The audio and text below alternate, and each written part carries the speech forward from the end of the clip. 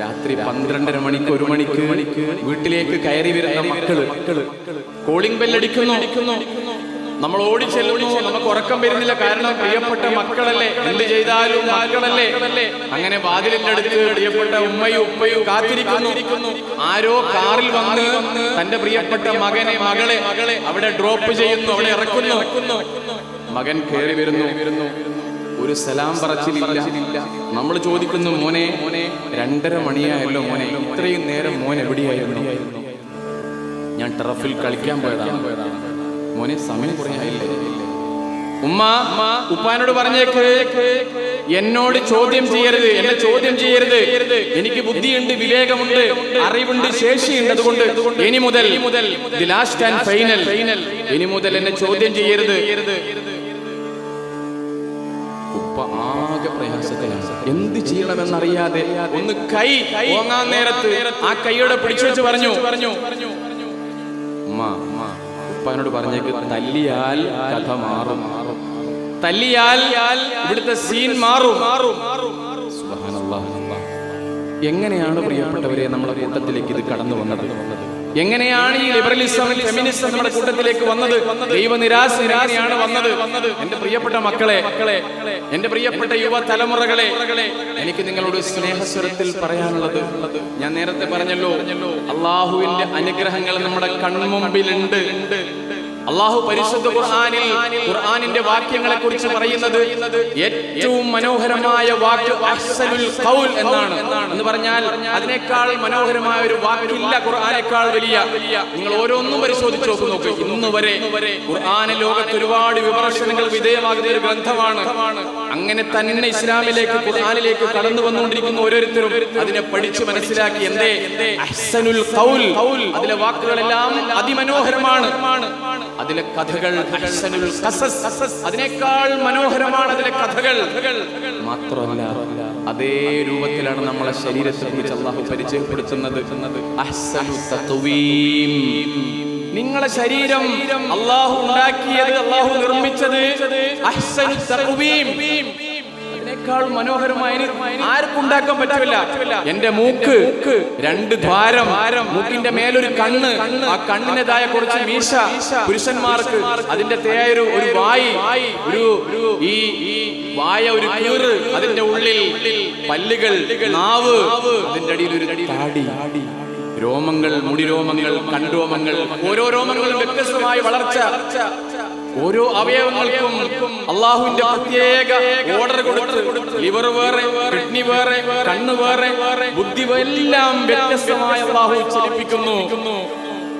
എന്റെ ഒരു സുഹൃത്ത് കഴിഞ്ഞ ദിവസം എന്നോട് പറഞ്ഞു, എന്റെ ഉപ്പയുടെ ഒരു ചെറിയ ശരീരത്തിന്റെ ചെറിയൊരു ഓപ്പറേഷൻ കഴിഞ്ഞപ്പോ ഏകദേശം 3.5 ലക്ഷം രൂപ ആശുപത്രിയിൽ കൊടുത്ത് പിരിയാൻ നേരത്ത് ഉപ്പ വല്ലാതെ പൊട്ടി കരഞ്ഞു.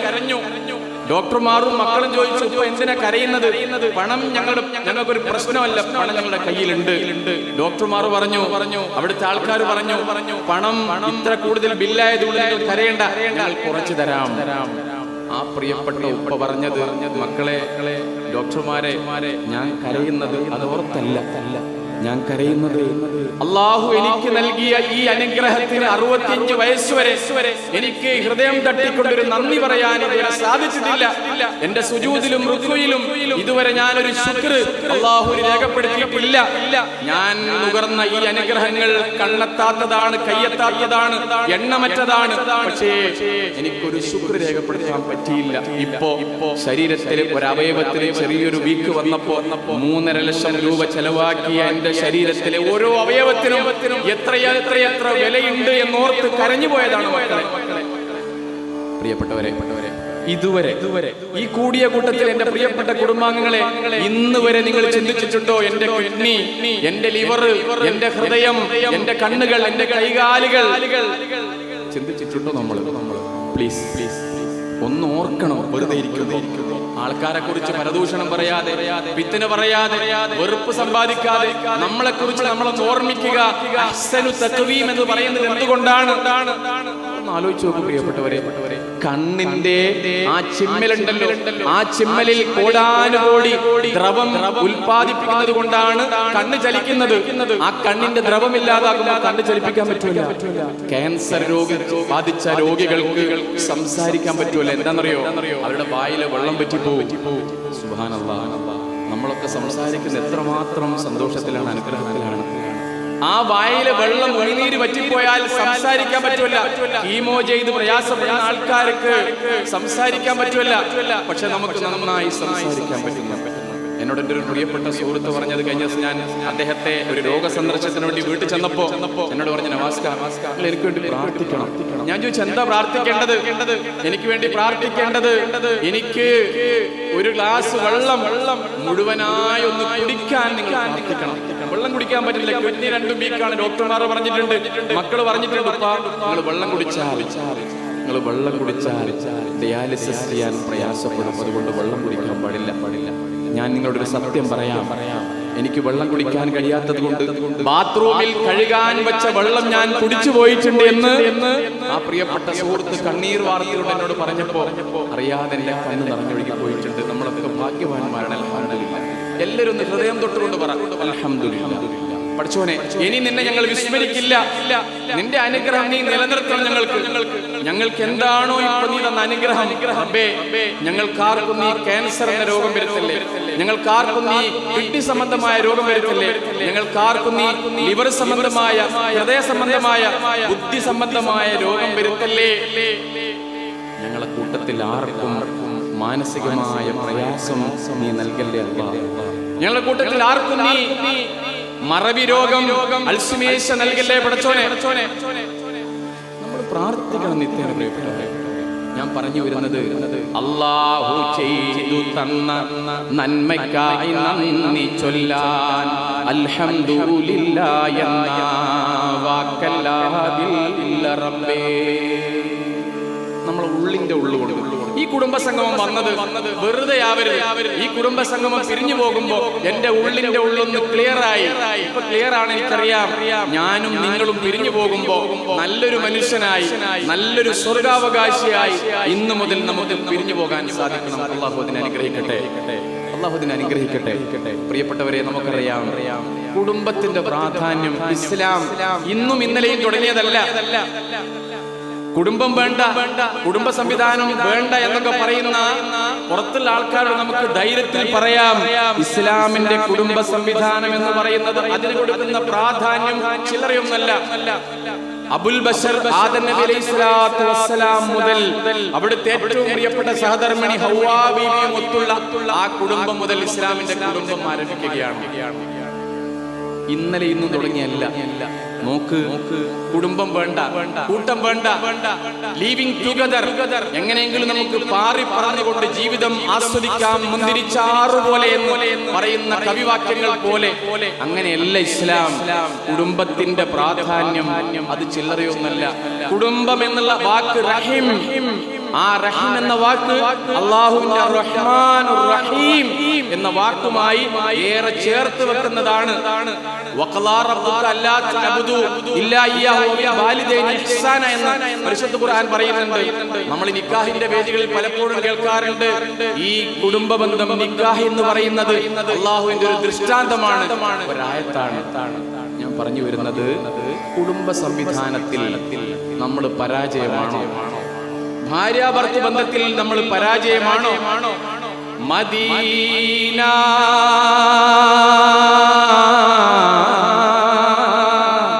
മദീന മദീന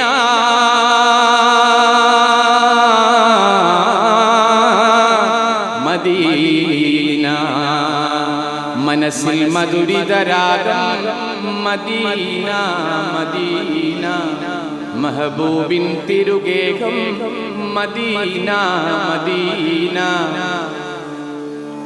ഇഷ്കിൻ നിലാ പെയ്തിറങ്ങും പുണ്യമദീന ഇറയോനെ ആശയെല്ലാം ധന്യമദീന മദീന മദീന മദീന മദീന. ഒരു നിലക്ക് നമ്മുടെ വലിയ ഭാഗ്യവാന്മാരാണ്. എന്താണെന്നറിയോ? അള്ളാഹുവിന്റെ റസൂൽ സല്ലല്ലാഹു അലൈഹി വസല്ലമിന്റെ ഉമ്മത്തിൽ പെടാൻ കഴിഞ്ഞു. നമുക്ക് ഒന്ന് ആലോചിച്ച് നോക്ക്.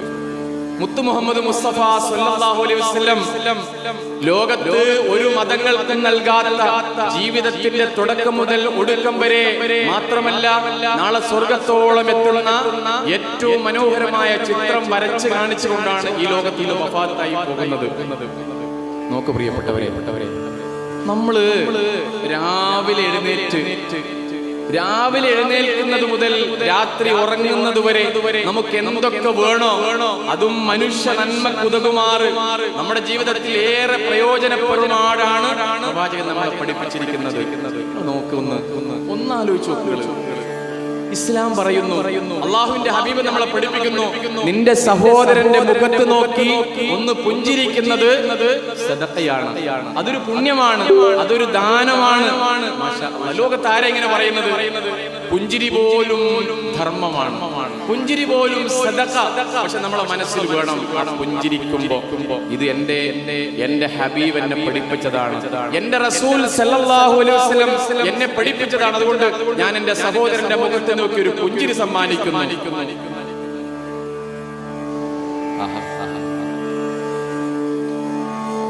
പ്രവാചകൻ സല്ലല്ലാഹു അലൈഹി വസല്ലം അവിടുത്തെ ഏറ്റവും പ്രിയപ്പെട്ട സ്വഹാബികളോട്, സഖാക്കന്മാരോട് ഒരിക്കലൊരു ചോദ്യം ചോദിച്ചു.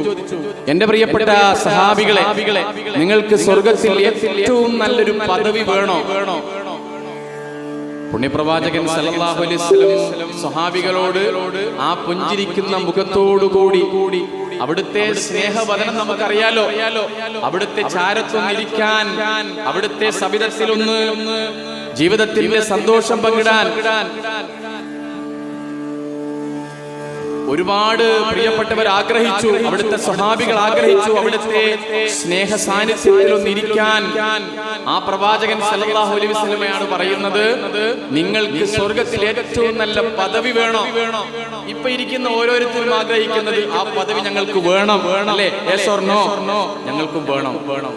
അപ്പൊ സ്വഹാബികൾ ചോദിച്ചു, ആർക്കാണ് പ്രവാചകരെ ആ പദവി? ലിമൻ യാ റസൂലല്ലാഹ്, ആർക്കാണ് നിങ്ങൾ ഈ പറഞ്ഞ പദവി കിട്ടുക? ഞങ്ങൾക്കും വേണം അത്, ഞങ്ങൾ ആഗ്രഹിക്കുന്നത് അതിനാണ്, ഞങ്ങൾ ജീവിക്കുന്നത് അങ്ങയുടെ സാന്നിധ്യത്തിൽ ജീവിക്കുന്നത് അതിനു വേണ്ടിയാണ്. ലിമൻ യാ റസൂലല്ലാഹ്, സൽവഴി കാട്ടി തന്ന റസൂലിൻ പുണ്യമദീന, സയ്യിദിൻ പാദപകുഞ്ചകമേറ്റിയ ധന്യമദീന, ആശിഖിനാശയിൽ കനവ് നിറച്ച് നിന്ന മദീന, ആശിച്ചു റബ്ബേ റൗള കാണാൻ മുത്ത് റസൂലിൻ മദീന മദീന മദീന മദീന. ലിമൻ യാ റസൂലല്ലാഹ്, ആർക്കാണ് ആ പദവി? പ്രവാചകൻ സല്ലല്ലാഹു അലൈഹി വസല്ലം പുഞ്ചിരിച്ചുകൊണ്ട് പറഞ്ഞു, നമ്മളെല്ലാം കേൾക്കേണ്ട വാക്കാണ് ത്വയ്യിബുൽ കലാം, ഏറ്റവും നല്ല വാക്ക് പറയുന്ന ഒരാൾക്ക്. നമ്മളെ കൂട്ടത്തിലെ പെണ്ണുങ്ങള് മറ്റൊരു പെണ്ണുങ്ങളെ കാണുമ്പോ നമ്മളെന്നാ പറയാ, മോളെ എനിക്ക് ആ ചുരിദാർ തീരെ ചേരുന്നില്ല കേട്ടാ, നീ ആ സാരി എടുത്തു നോക്കുമ്പോ ഒരു 10 വയസ്സ് കൂടിയ പോലെ, അല്ല എന്റെ പല്ലുണ്ട് കുറച്ച് ഉന്തിക്ക്, ഇന്റെ കുറച്ച് കറുത്തക്ക്, അല്ലെ 5ാമത്തെ മോളെ കെട്ടിച്ച് എങ്ങനെയാ കാര്യങ്ങൾ മുന്നോട്ട് പോകുന്നുണ്ടോ? അല്ലെ മക്കളൊക്കെ സുഖാണോ? എപ്പോഴും ഒരു നെഗറ്റീവ് കമന്റ്. എന്നാൽ നേരെ മറിച്ച് നമുക്ക് പറയാം, ആ ചുരിദാർ നന്നായിട്ട് ചേർത്തിട്ടുണ്ട്, ആ സാരി ഉടുത്തപ്പോ ഒരു 10 വയസ്സ് കുറഞ്ഞതുപോലെ നിന്റെ ശരീരം ഇപ്പൊ ഉഷാറായിട്ടുണ്ട്, നിന്റെ മുഖത്തൊരു വല്ലാത്തൊരു സന്തോഷം, എന്തൊരു പോസിറ്റീവ് എനർജിയാണ്. അങ്ങനെയാണ് പ്രവാചകൻ സല്ലല്ലാഹു അലൈഹി വസല്ലം ത്വയ്യിബുൽ കലാം, നല്ല വാക്ക്. നോക്ക്, ഞാൻ സഹായിക്കട്ടെ, ഒരു ബേജാറും വേണ്ട, ഞാനുണ്ടാവും കൂടെ, നീ പോയിക്കോ, ഞാനുണ്ടാവും, എല്ലാത്തിനും ഞാനുണ്ടാകും, പ്രാർത്ഥനയും പ്രവർത്തനവുമായി ഞാനുണ്ടാവും. ത്വയ്യിബുൽ കലാം. പ്രിയപ്പെട്ടവരെ, ഇങ്ങനെ ചെയ്യാൻ നമുക്ക് സാധിച്ചാൽ നമ്മുടെ ജീവിതം പൂർണ്ണമായി വിജയിക്കും. നമ്മുടെ ഉള്ളിനോട് എപ്പോഴും പറയേണ്ട കാര്യമാണ് പറയുന്നത് നല്ലൊരു വാക്ക്. നിങ്ങൾ നോക്ക്, ഇസ്ലാമികപരമായി ഒരു അനാഥൻ നമ്മുടെ വീട്ടിലുണ്ട് എങ്കിൽ ആ അനാഥനോട് മാന്യമായി പെരുമാറുന്ന ആൾക്ക് സ്വർഗത്തിൽ അള്ളാഹുവിന്റെ ഹബീബിന്റെ കൂടെ ഇങ്ങനെ